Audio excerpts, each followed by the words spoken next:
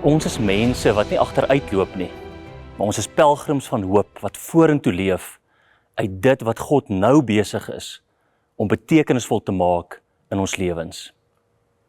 Matteus 28, die 11 disippels is van Jerusalem af terug Galilea toe en daar het hulle Jesus op die berg gaan soek, soos hy gevra het.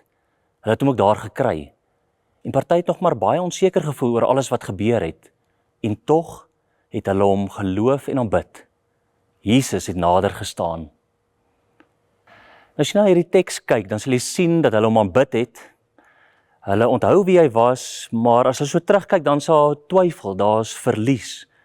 En Jesus wag nie tot hulle nou alles uitgesorteer het en tot hulle 100% seker is nie. Hy ontmoet hulle in hulle verwarring en dan skep hy betekenis deur hulle uit te stuur.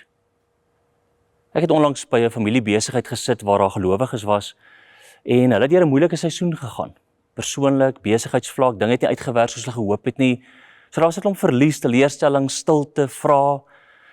En op 'n stadium sê iemand, weet julle wat, as ek terugkyk, is ons hartseer, ons is ontnigter, ons is verward. Maar as ons vorentoe kyk, weet ons ook nie presies waarheen ons gaan en wat gaan gebeur nie, maar ons weet verseker dat ons nie alleen stap nie. En dis eintlik die hart van die pelgrimspad. Verlies, verwarring, pyn, hoop, onsekerheid is alles deel van hierdie hart van die pelgrimspad. Maar is in hierdie tussenin spasie waar ons dan begin vra, maar hoekom? Wat nou? Waar is God? En ek dink ten diepste soek ons nie eintlik meer antwoorde op die vrae nie. Ons soek nie sekerheid oor die antwoorde nie. Ek dink ten diepste probeer ons eerder sin maak en ons soek betekenis vir hierdie lewe, vir hierdie pad waarop ons is. En dis waar N.T. Wright my baie gehelp het, toe hy geskryf het dat hierdie opstanding lewe het reeds begin en het reeds betekenis begin skep nadat Jesus opgestaan het.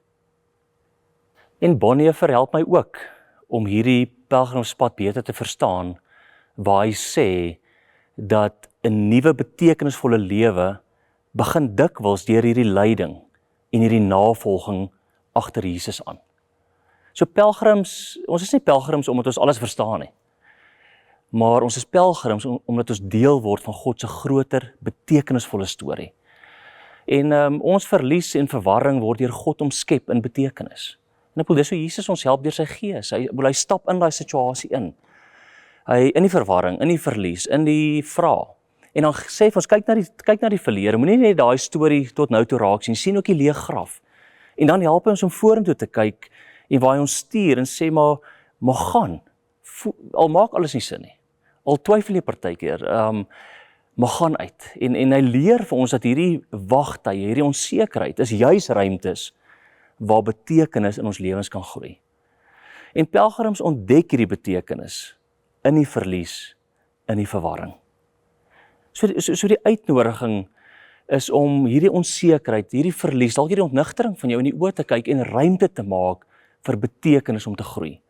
Miskien beleef jy vandag verlies waar daar 'n droom is wat nie uitgewerk het nie, 'n verhouding wat gekraak het, 'n seisoen wat tot 'n einde gekom het. En miskien kan dit jou help om net 'n ander vraag te vra en te vra, maar Here, watter betekenis wil U nou vorm? Is U besig om te vorm in my lewe? Kom ons bid saam. Vader, dankie dat U vir ons op hierdie pelgrimspad vergesel en dat ons nie alleen is nie, maar dat U ook ons verlies, ons vra om vorm tot betekenis. Ek bid dit in Jesus se naam. Amen.